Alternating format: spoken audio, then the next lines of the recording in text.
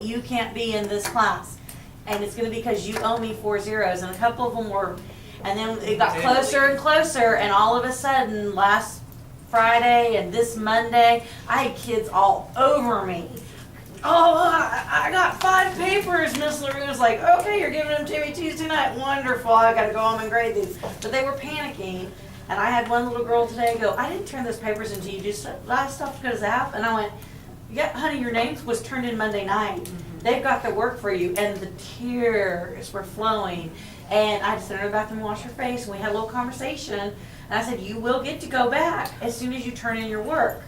Well, I don't just owe you work. I said, okay, so what can we do? I stood outside of class and said, okay, so let's look at this. You owe me work, you owe so-and-so work, you owe so-and-so work. So what can we do so that this does not happen again? And we had a conversation, so I'm hoping that was just one. And I'm hoping But this sets maybe an that example one that will we make will a do difference and something she'll tell good. someone else.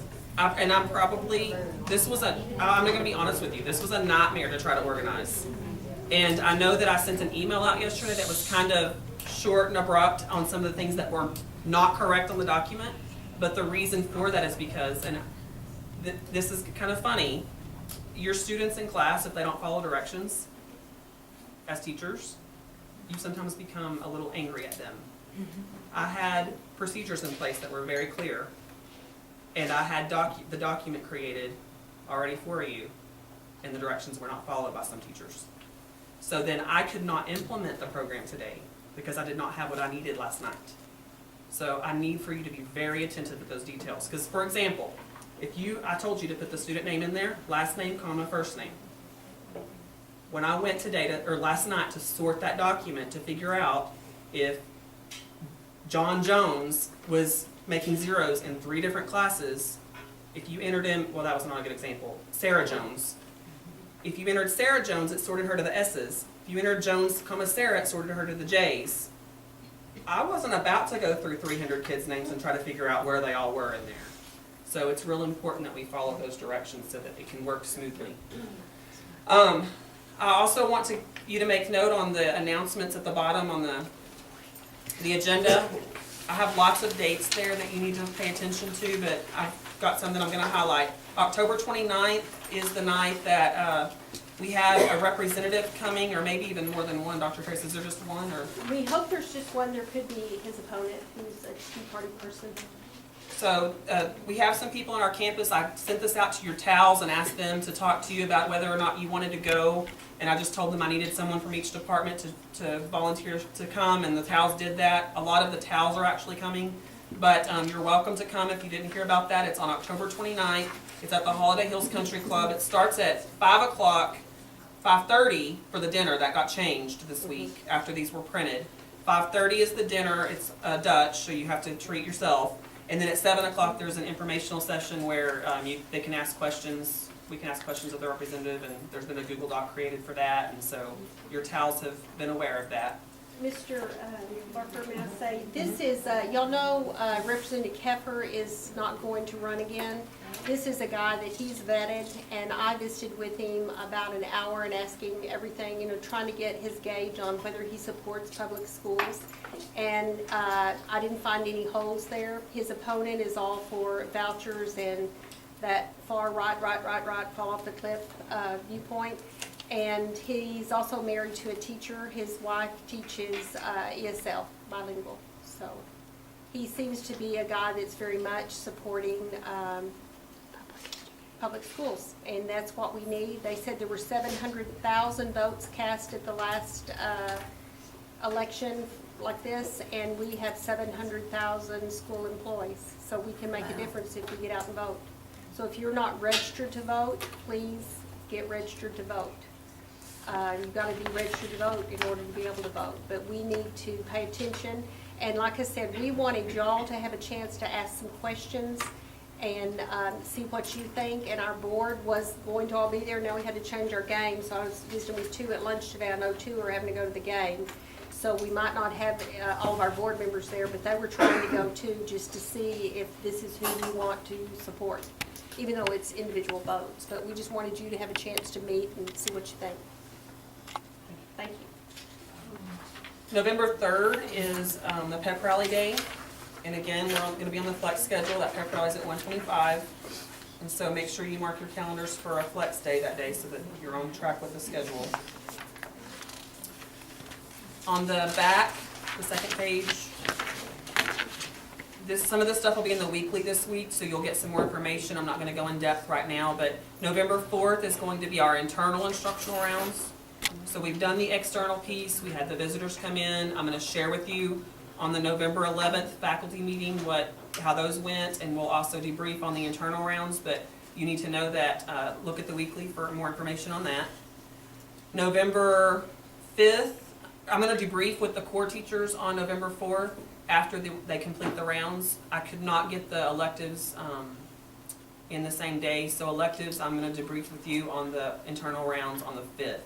So you'll wanna pay attention to the weekly, it's got all those schedules in there. November 5th and 6th are checkpoint dates. Really, the district window is the 4th, 5th, and 6th, but because we're doing rounds on the 4th, I went ahead and put 5th and 6th instead. And your TALs have been given specifics on that, and there's gonna be more specifics in the weekly, so you're all informed about checkpoints. November 6th, the second writing sample deadline is due, and I don't know if all of the content areas know, but we have portfolios for all of our students. It's housed in the English department. And so each student has to supply samples for the portfolios that the district has now titled the Write portfolios. And so the English teachers are working on getting those samples collected, and they have a rubric that they grade those samples, and then at the end of the year, students are allowed to kind of pick their best sample to move forward with them throughout the year. So it's going to be a process that's going to go with the kids. Those samples are due that day for the English department. November 9th is the day that grades are due. Something I want to correct on that is it says they're due by 8 a.m. on Monday, but the window actually closes at 12 a.m. on the 9th, when the 8th changes to the 9th. So you'll want to probably make sure your grades are in by the Sunday, but you can always reopen that if you need to make some changes afterwards, but just try to have it done by Sunday. November 10th is a board meeting.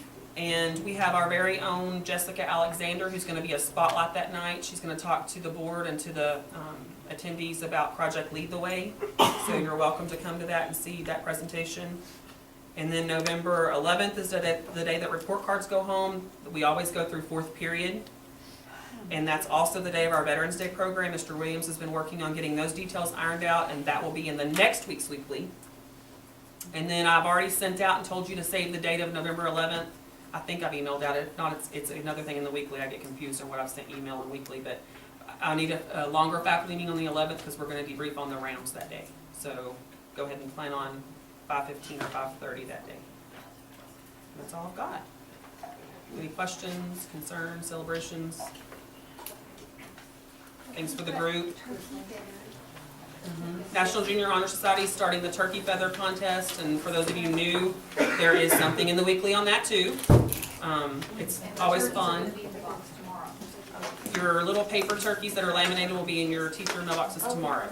So if you'll post those on your door and be ready to accept feathers from students, and you will find out more about that in the weekly. Starts And we really Monday. need some healthy competition between teachers. Usually there's several teachers that kind of get on board with giving each other a challenge, and then they end up with like 40,000 turkey feathers, paper turkey feathers. It's crazy. We had one student last year that did it, bought $1,000 worth of turkey feathers. But it goes to National And they're Junior Honor 10 cents Society. each. Oh, wow. And the teacher with the most feathers gets a turkey for Thanksgiving. Or some people have donated it back, so just for.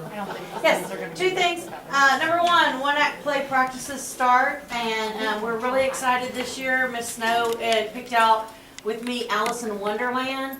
It's very whimsical. It needs lots of props. If you have any clothing, especially umbrellas that you want to get rid of, I don't care if you think no one would want it, please bring it to us. We need props bad. Umbrellas, if you want to go to the dollar store and you happen to be in there buying something, you see an umbrella that you think is cute, if you grab it, please, we'd appreciate it. But anything you have, clothing, don't take it to Goodwill, bring it to us first. Clocks, chairs, I don't care. If you were going to give it to Goodwill, please give it to theater first.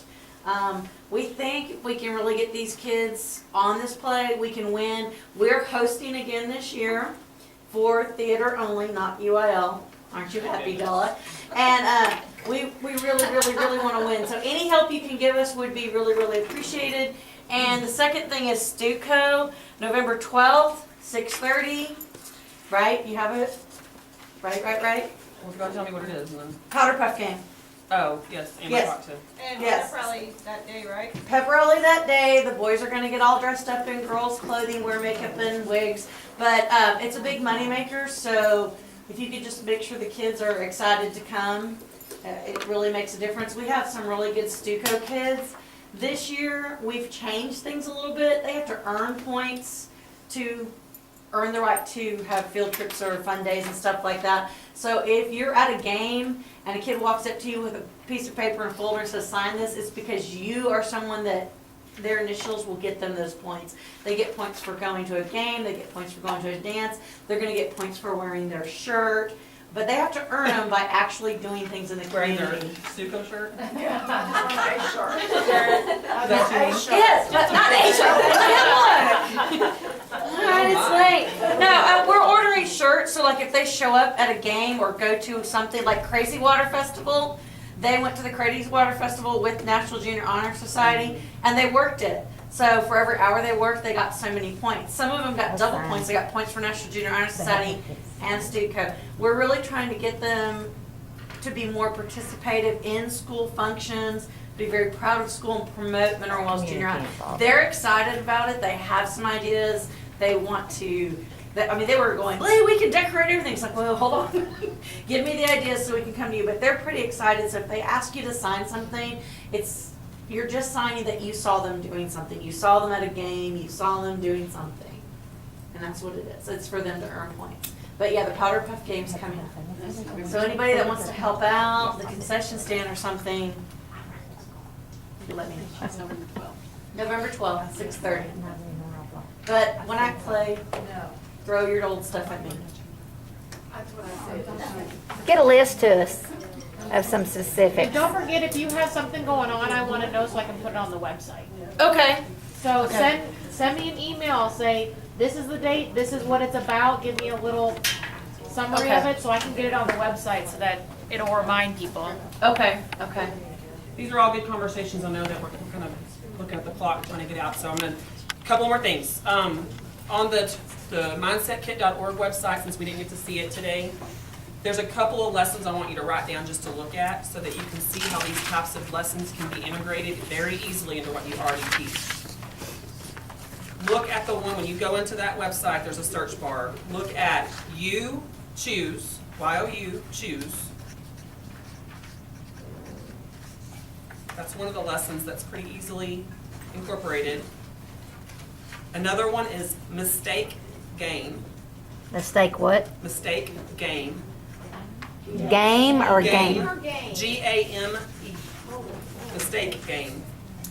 And a third one, it looks like it kind of goes more to ELA, but it can probably be tweaked for anything, and it's Verbal Feedback on Writing.